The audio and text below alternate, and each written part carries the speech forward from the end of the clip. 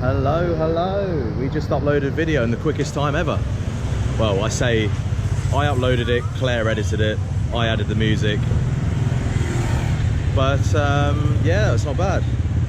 Took 2 hours in total.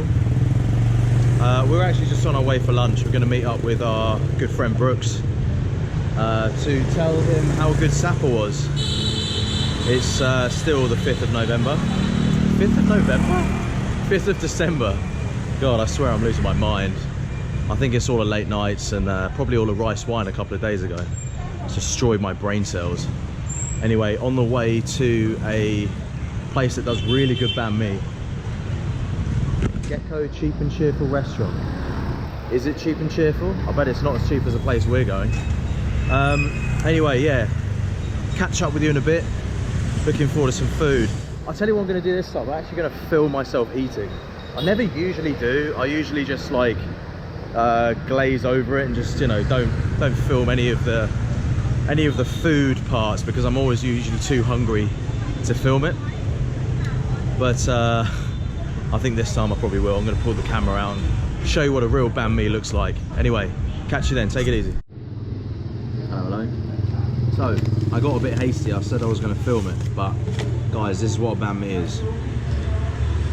There you go. I don't know if you can see that, but there you go. So basically it is... Yeah, sure, why not? So basically it is chunks of meat, typically chicken or pork, with a pate, with carrots, relish and chili. Often they'll come with like cucumbers and stuff like that. And they'll often have different like relishes or sauces inside.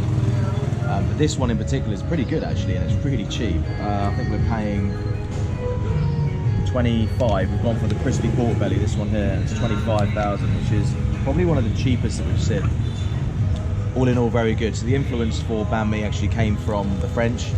Of course, the French came in and colonized Vietnam. I see Brooks.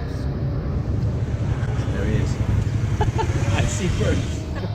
Hello. How you doing, man? You well? You good?